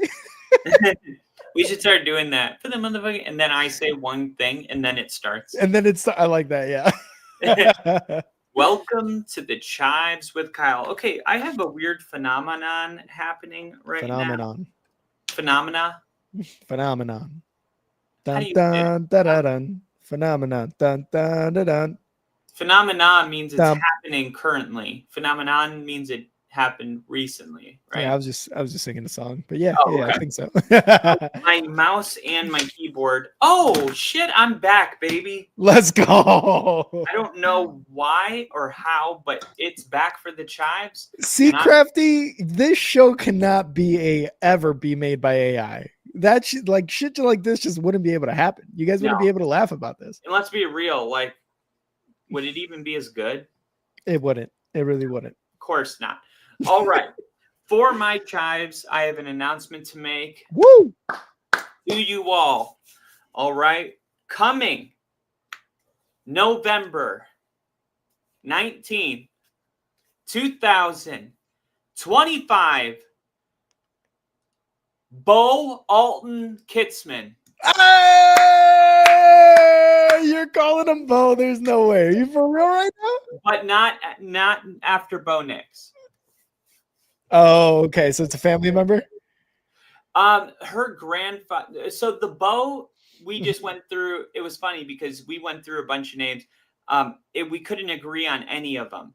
Mm-hmm. And I always liked the name. I always liked the name Bo.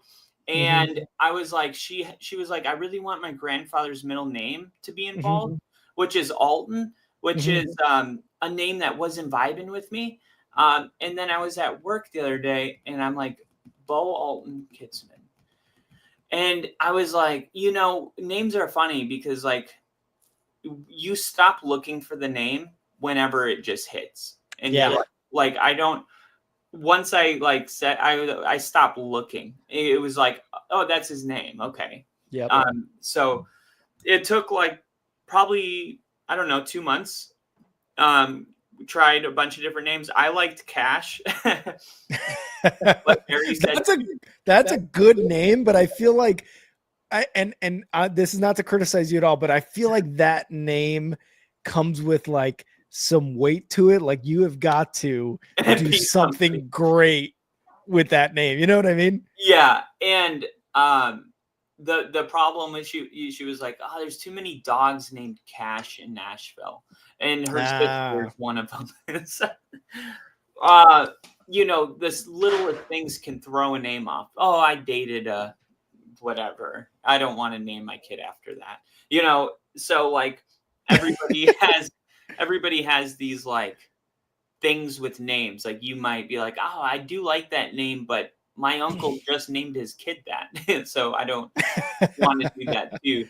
But we both agreed that we didn't know any Bows. We didn't, we both liked the name. And then when we put it with Alton in my last name, we felt like, okay, so Bo Kitzman is a strong name, but we wanted the middle name to have 2 syllables. And we felt like Bo, which means to live. We felt like Bo is a very strong name. And we felt like Alton brings like a traditional to the name. Yeah. And it also kind of softens the name.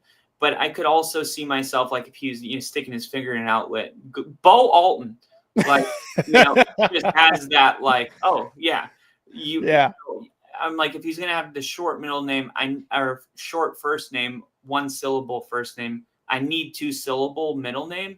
Yeah. And I was trying all of these other names because I didn't like Alton.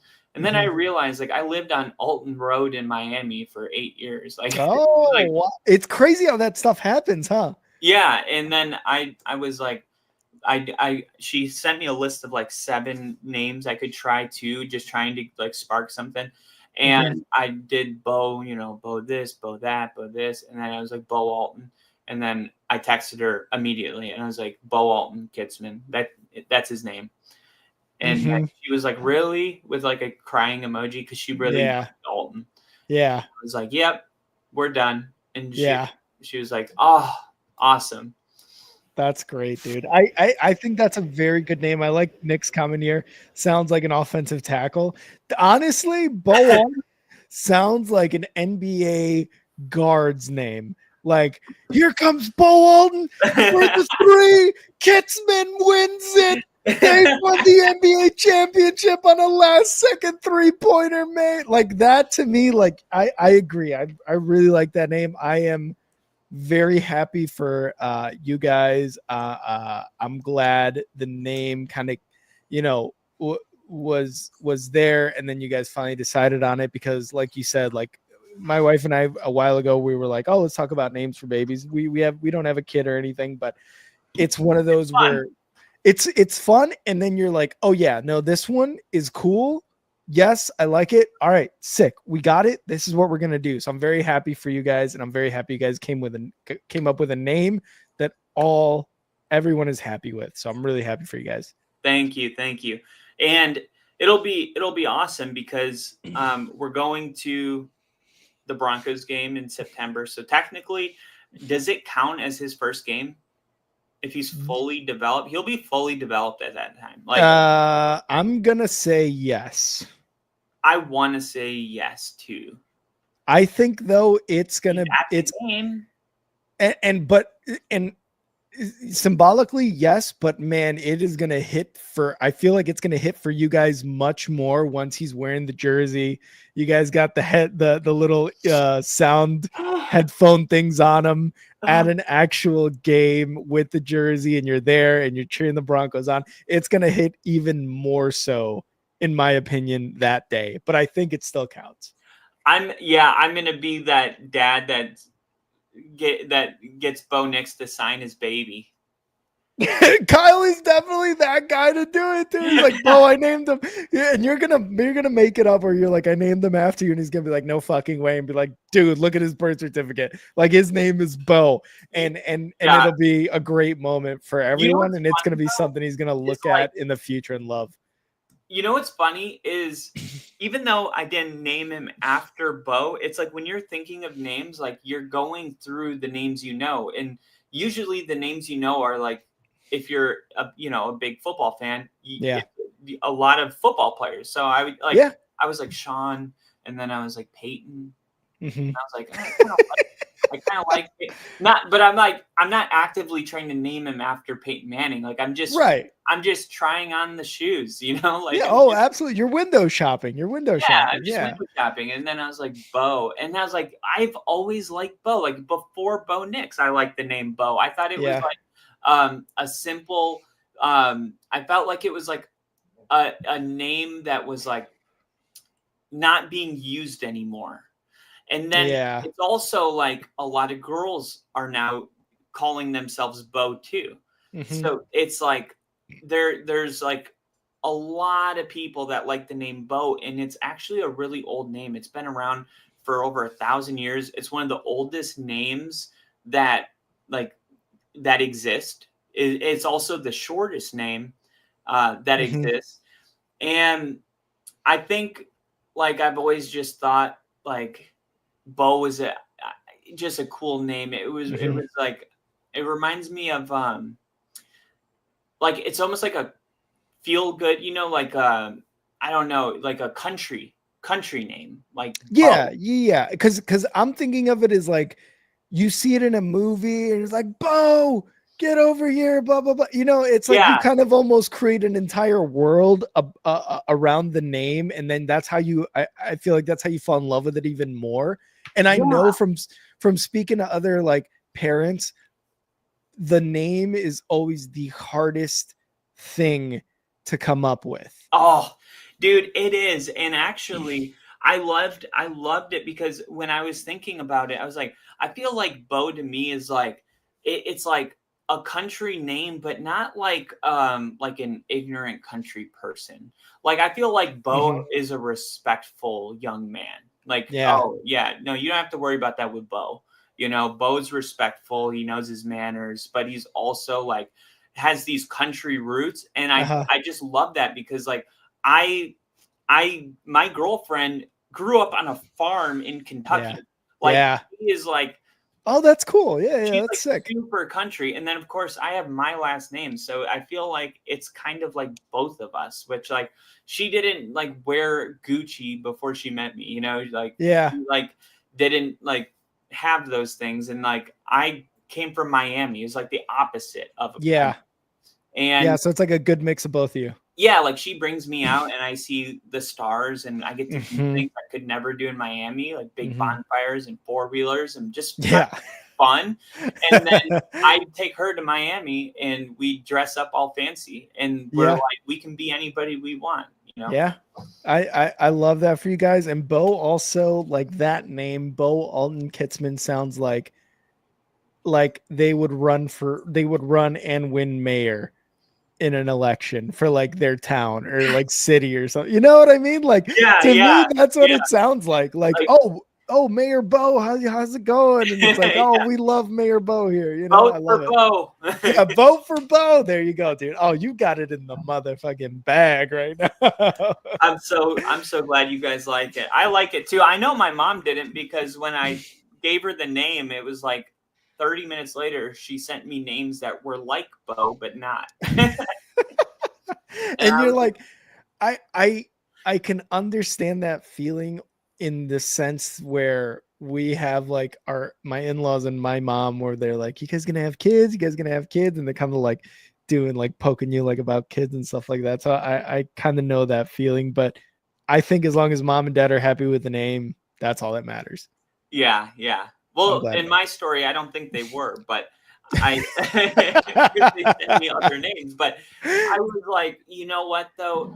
Me and my mom don't have the same taste, Yeah, so I get that. Yeah. Hence that we didn't agree on the name because, like, when I would make like a thumbnail or something, she'd be like, I don't like this. And I would be like, I like that. So, like, you even it's hard because you love people, your mom and dad, you love them and you care about their opinion, but you also have to remember that like you don't just have a different style with this. You have a different style in clothes and music. And you're like you have So you're a different person. So you just got to do what you love. It's your kid, 100%. So I'm super pumped up. I can't wait for Ginger to find out. I know Bill's, gonna be stoked about it. And Oh yeah. I really, I might even put him in Giants clothes on his birthday. That would be awesome. And one thing, obviously we found out about the passing of Bill a while ago. Because of that, we know when his birthday is. So I feel like that would be an awesome time to do that too, just kind of like an honor of Bill as well. And Edub, what's up, Edub? If you just tuned in, Edub, Kyle is having a baby. His second boy. This man don't miss. This man don't miss on boys. I love it. And his name's gonna be Bo Alton Kitzman. It's a great name. But yeah, man, the Giants clothing, stuff like that. Like Bill, obviously looking down on us and being very happy for you. I'm sure he is very, very happy for you. So that would be an awesome what's the word, like an awesome tribute to him, put him in clothing like that would be sick. It will be. And man, we'll be along this journey together. So one day, it's gonna happen. I'm gonna go to the hospital and I'm gonna be going live from the labor room. The Broncos, I think they got a chance to go all the way.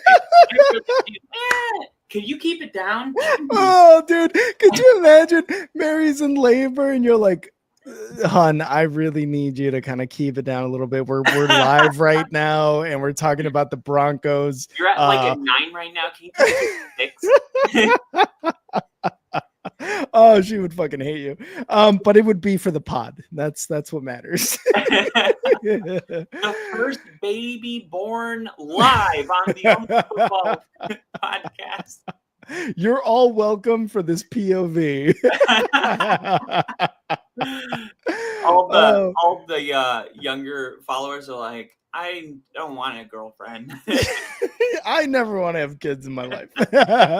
Oh man. So this podcast ended on amazing news. And thank you to everybody who was here. Kyle is gonna be a father of a second child, a second boy in November in the middle of the NFL season. And it is gonna be an awesome experience for all of us, all you guys following along as well as myself. So again, Kyle, congrats to you and Mary. Could not be happier for you guys. Edub, we had Nick, we had Crafty, we had Liam, and we also had our boy Crooked Commish in the chat. Thank you guys so much for being here. As always, Bill, we love you. Bill forever. Right, Kyle? We love Bill. There he is, right there, all the way in the right there. So huge ups to him, because our podcast would not be where it is today without his support, and of course the support of all you guys. So thank you guys again so much. Go and follow us on X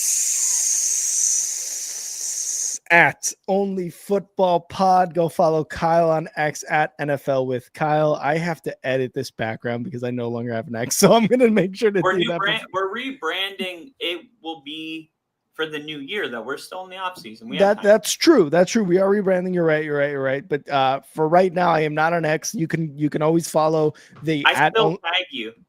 Yeah, I appreciate it. It doesn't let me. You know what's funny? I was like, did Rick unfollow me? And then I went through my replies. I'm like, what did I say? Yeah. I must have said something terrible about Caleb Williams. I'm like, dude, I have no idea. And I couldn't find anything. And I'm like, wait, what did? And then I Googled. I'm like, if I was blocked or unfollowed, could I still see their profile? And they was like, yeah. And I was like, well, why can't I see my friends? Exactly. And they're like, who deleted it? Oh, thanks, AI. AI is good for something. AI is good for some answers. And I know Ginger too was like, dude, where are you? And I was like, I deleted it. So again, go follow us at Only Football Pod. I will respond to messages, ats, whatever, retweets, whatever stuff you do. Make sure to please follow or to please like the stream. Subscribe here on YouTube, on Twitch, on X, everything, all of that stuff. We would really, really appreciate it. Tell a random person on the street, tell your family member, tell a person at the gas station when you're pumping gas. Let them know to follow the Only Football Podcast. Please. We need more viewers. More viewers. Please. I'm going to be a dad again. Yeah, Kyle's going to be a dad. You got to let them know that. Like, they got to follow the journey of all that stuff. So make sure to let them know about the Only Football Podcast. It'll be for diapers. All of our money, we'll just say it's for diapers. All proceeds will go to diapers and baby clothes and toys. So make sure to let them know about that. Just diapers. All the other stuff sounds like a luxury. Everything else is a perk. I love it. Thank you guys so much again for being here. We appreciate it. We hope you like the discussion. And, we're going to try to keep doing this weekly. If not every couple weeks, to keep up with everything. I guess Kyle's camera's fucked too. I like when our heads are just talking. I don't. It's just me talking to me. And it makes me want to wait until you end so the circle stops moving. I love it. I know. Thank you guys again so much for being here. Catch us next week, hopefully, with a brand new episode. And I might start just dropping in a couple more times a week, just because the off season's starting to heat up, and I just gotta exercise those muscles, get ready, because it's football season. It's gonna be like here, and I really am. I just naturally I get more excited as we get closer, and 100%. Why not share that? Yeah, and I look at our past shorts and stuff like that, and I'm like, man, Kyle and I are at our best when we are talking in season stuff. Don't get me wrong, I enjoy off season and talking about the trades, free agency and all that stuff, but man, we are at our absolute best when we are live streaming games, when we're interacting with the people while games are on. That is our absolute best, because we get so excited, we get into it. How could you not get excited when you're sitting there on Sunday with a beer in your hand and you are watching a game, and then this happens? Tyrell Williams, he beats Cox. He beats Cox. You gotta love it. There's no feeling better than that. So again, guys, the season is heating up. I know it's early July, but we've got training camp, and then we've got preseason football. We got Hard Knocks coming up. So we've got a lot coming soon, and we are not going to stop here at the Only Football Podcast. Again, thank you guys so much for being here. And Kyle, always a good time, brother. Always a good time.